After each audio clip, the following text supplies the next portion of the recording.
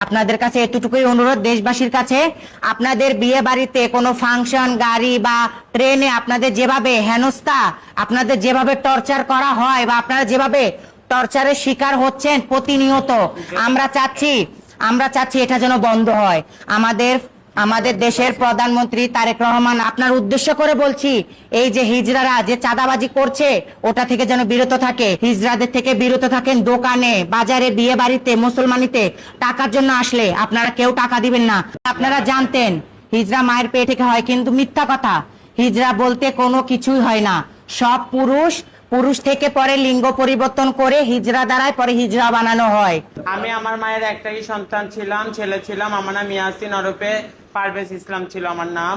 আমার লিঙ্গ পরিবর্তন করে হিজড়া বানিয়ে দেওয়া হয়েছে। আমি হচ্ছি হাসান। প্রথম কথা হচ্ছে যে আমি একজন পুরুষ, ঠিক আছে? আমি একজন পুরুষ ছিলাম, আমাকে জোরপূর্বক ভাবে হিজড়া বানানো হয়েছে বা হিজড়াদের চক্রের দ্বারায় আমি আজকে আপনারা দেখতে পাচ্ছেন আপনাদের সামনে। আর যে আমাকে হিজড়া বানিয়েছে, যাদের দ্বারা আমি আজকে হিজড়া হয়েছি, তারা মনে করেন যে আরাম আয়েশে তারা এখন হিজড়াই না। আমার পিছনে আপনারা দেখতে পাচ্ছেন যে কিছু মানুষের ছবি লাগানো আছে। এক হচ্ছে সুন্দরী হিজড়া, দ্বিতীয় হচ্ছে যে শিমুল, তৃতীয় হচ্ছে যে লিপস্টিক, ওর নাম হচ্ছে হৃদয়, 4 নাম্বার হচ্ছে যে আয়শা, ঠিক আছে?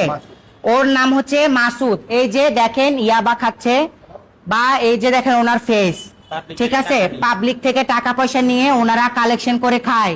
আমরা জানি, আপনারা জানতেন যে হিজড়া বলতে যে অনেক কিছু হয়, হিজড়া মায়ের পেট থেকে হয়, কিন্তু মিথ্যা কথা। হিজড়া বলতে কোনো কিছুই হয় না, সব পুরুষ থেকে পরে লিঙ্গ পরিবর্তন করে হিজড়া দ্বারাই পরে হিজড়া বানানো হয়।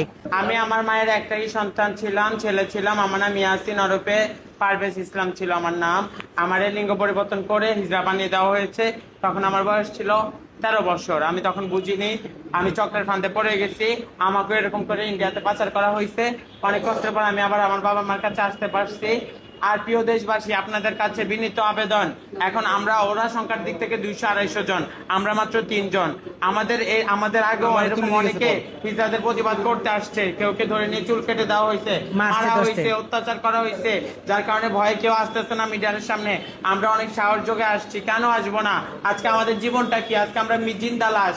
আজকে আমরা না হতে সাধারণ পারবো পাবলিক হয়ে আসছি, না হতে পারবো সন্তানের মা, কোনোটাই হতে পারবো না। আজকে আমরা জিন্দা লাশ। এরকম প্রত্যেকটা হিজড়া জীবনের সাথে হয়েছে। এটা চক্র যে সুন্দরী রূপে আজিম, ওর চট্টগ্রামে 3টা আলিশান বাড়ি আছে, গাড়ি আছে, সব আছে, ওর বাচ্চা আছে, বউ আছে, সব আছে। এই যে আশা, শিমুল, ওরাও প্রকৃতভাবে পুরুষ, ঠিক আছে? আমি চাই হিজড়াদের টর্চার থেকে পুরো বাংলাদেশের মানুষ মুক্তি পাক, হিজড়াদের অত্যাচার থেকে স্বাধীনভাবে সবাই বাঁচতে পারুক। আমরাও স্বাধীনভাবে বাঁচতে চাই, কাজ করে খেতে চাই।